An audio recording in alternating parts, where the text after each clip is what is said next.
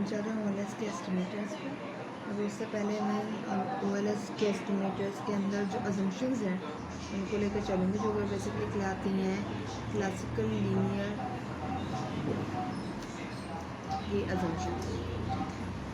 तो मैं यहाँ पे नाम लिख देती हूँ इसका क्लासिकल लीनियर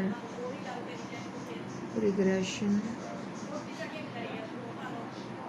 मॉडल। ठीक है, फंक्शन मॉडल की बात करें तो ठीक है।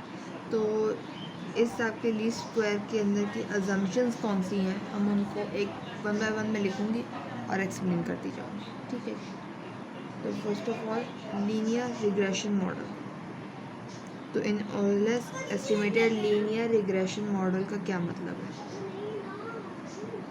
लीनियर रिग्रेशन मॉडल यानी कि आपका जो मॉडल है वो लीनियर होना चाहिए इन टर्म्स ऑफ पैरामीटर्स, यानी कि हमारे जो पैरामीटर्स हैं, पैरामीटर्स कौन होते हैं? हमारा जो beta naught plus beta 1 X I plus U I. ठीक है, ये जो है ना ये हमारे पास लीनियर होने चाहिए। ठीक है, अगर इनकी पावर आपके पास जो है बढ़ जाती है, किसी एक की भी पावर बढ़ जाती है तो ये हेड हो जाएगा यहाँ पे। ठीक है, अगर एक की भी पावर बढ़ जाती है पैरामीटर्स में तो ये नॉन लीनियर हो जाएगा इन terms of parameter, non in terms of parameter. ठीक है, ये हो जाएगा ये क्वाड्रेटिक। ठीक है, मगर linear in terms of variables. ठीक है,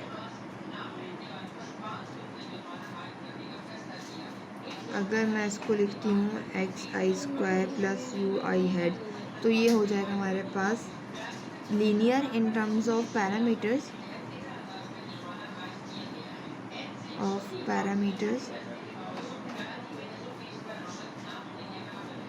बट नॉन लीनियर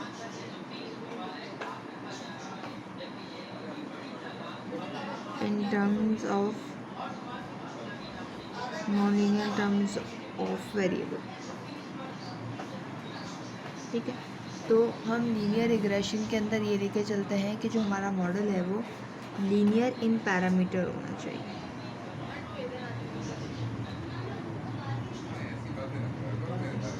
यानी कि आपका जो पैरामीटर्स हैं बीटा नॉट हेड और बीटा 1 हेड या बीटा 2 हेड जो भी होंगे ETC आगे हम लोग लेके चलेंगे, मल्टीपल की तरफ जब जाएंगे तो वो सारी जो इनकी पावर्स हैं ये 1 होनी चाहिए, लीनियर होना चाहिए इनका। ठीक है, ये जो पावर है ये 1 होनी चाहिए हमेशा। सही है, सेकेंड असम्पशन की तरफ चल रहा है। ठीक है,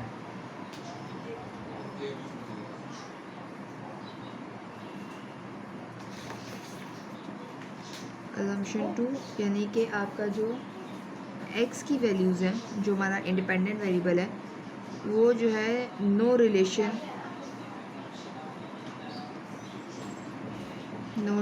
विद UI।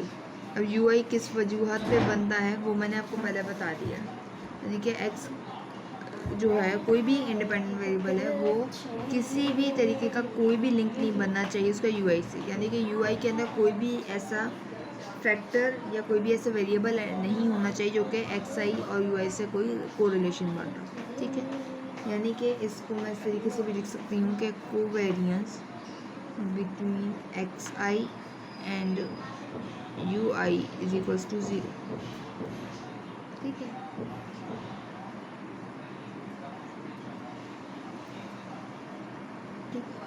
या expectation of XI given UI would be 0। ठीक है, अच्छा जी, अब इस चीज़ को आगे लेके चलते हैं असम्पशन नंबर 3 पे। ठीक है,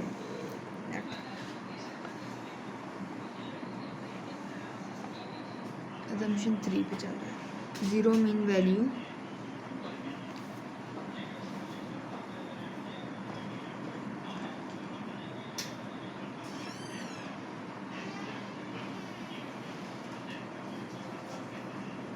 disturbance UI, zero mean value of disturbance UI।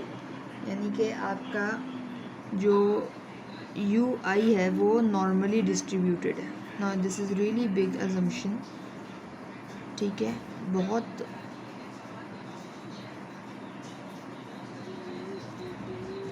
इसका क्या मतलब है, उसको मैं ग्राफ ड्रॉ करती हूँ और उससे आपको एक्सप्लेन करती हूँ कि इसका क्या मतलब है।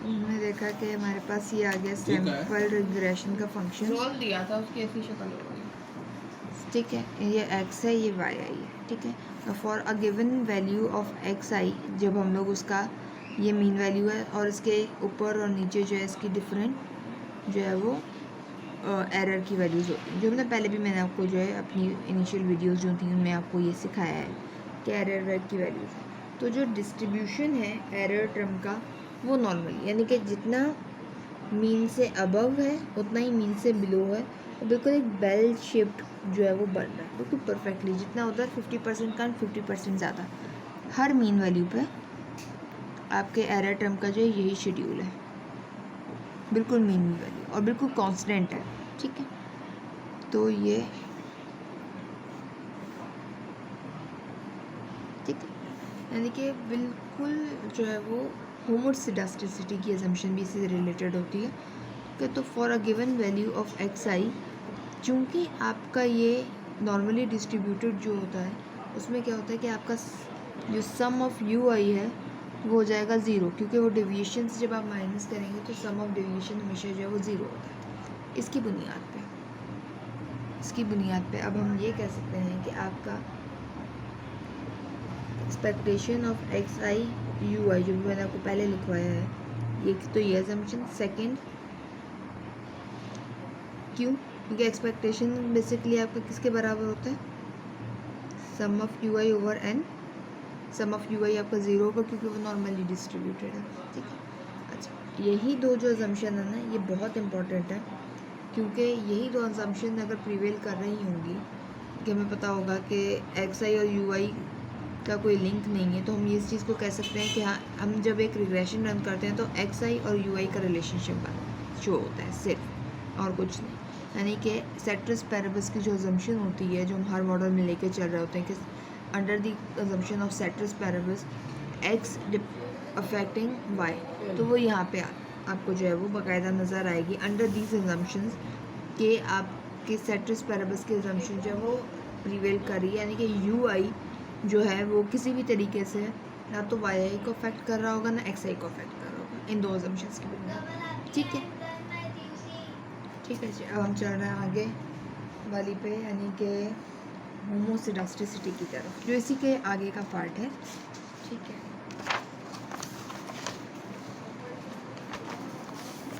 ठीक है, होमोसिडास्टिसिटी की तरफ चल रहा है हम, शायद मुझे इसकी ये ऑन कर देनी चाहिए ताकि बेटर है थोड़ा। चलो सो अब हम आगे चल रहे हैं होमोसिडास्टिसिटी 4। सो होमोसिडास्टिसिटी या उसका कांस्टेंट वैल्यू जो कहलाता है, इसका क्या मतलब है?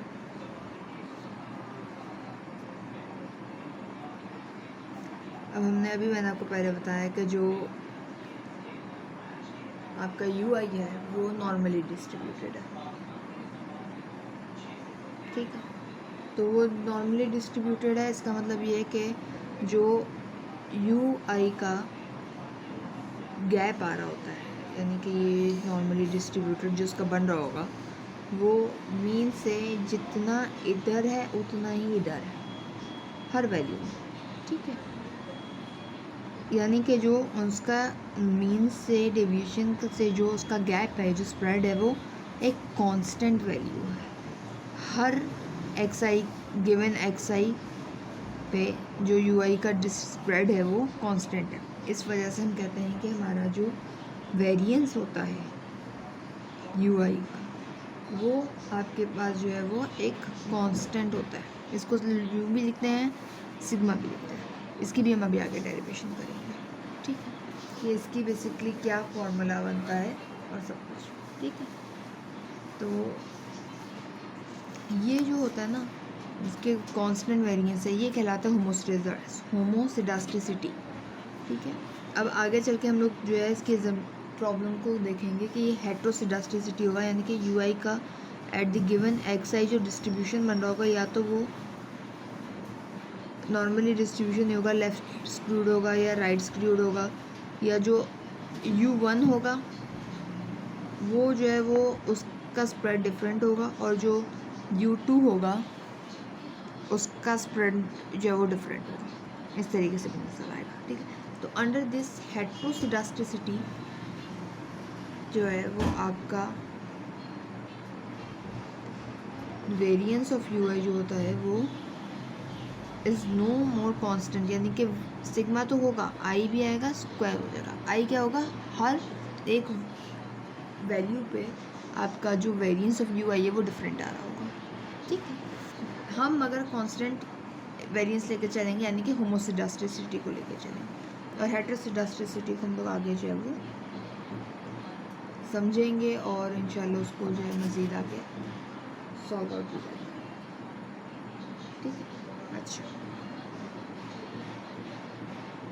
नो ऑटो कोरिलेशन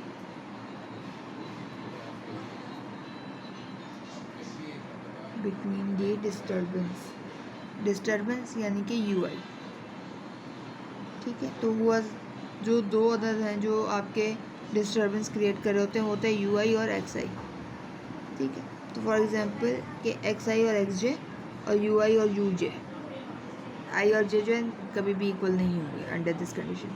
तो इनमें जो है आपका कोई रिलेशनशिप नहीं होगा, यानी कि इनमें कोई को रिलेशन नहीं है, they are not related to each other, या इनका इन दोनों का कोई रिलेशनशिप नहीं है। सो बेसिकली इसको मैं यूँ लिखूँगी कि covariance of U I with U J is equal to 0, आपस में भी कोई लिंक नहीं और एक दूसरे से भी कोई लिंक नहीं, इस तरीके से हम लेके चलें, ठीक है। इसकी प्रॉब्लम भी निकल के आती है, वो भी हम लोग बाद में करेंगे, तो हम लोग उसकी तरफ जाएंगे, ठीक है।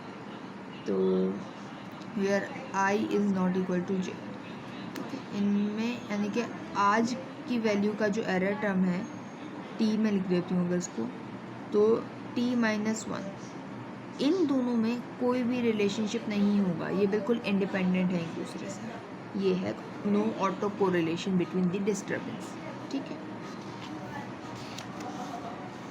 अब हम चल रहे हैं assumption नंबर 6 पे, इसके बाद, ठीक है, assumption, ठीक है, यानी कि नंबर ऑफ ऑब्जर्वेशंस जो होंगी, यानी कि n must be greater than the number of parameters के, ठीक है। यानी कि नंबर ऑफ पैरामीटर्स यानी कि आपके पास β1 β2 जो हमने अभी कैलकुलेट करने होते हैं आगे, ठीक है। तो आपके n जो है वो उससे बड़ा होना चाहिए, ये बहुत इंपॉर्टेंट असम्पशन है इसका, ठीक है जी। अब इम्पॉर्टेंट तो खैर सारी अपनी जगह पे है, ठीक है। अच्छा, the nature of x variable, ये एक जो है बहुत ज़रूरी चीज़ है, the nature of x variable, यानी कि जो आपका इंडिपेंडेंट वेरिएबल है वो आपका एग्जैक्ट आपके उसके मीन वैल्यू के बराबर नहीं होना चाहिए, यानी कि आपका जो वेरिएंस होना चाहिए, जो स्प्रेड होना चाहिए एक्स का, वो हमेशा ग्रेटर देन 0 हो या पॉजिटिव होना चाहिए, यानी कि एक्स को उसकी मीन वैल्यू से डिफरेंट वैल्यू होना चाहिए, ठीक है। ये तो हो गई हमारे पास इसकी अजम्पशंस कंप्लीट, ठीक है। अब आगे हम इसको सॉल्व करेंगे। अब हम यूज़ करेंगे ऑर्डिनरी लीस्ट स्क्वायर को, और इसको मज़ीद आगे सॉल्व करते जाएंगे, ठीक है जी।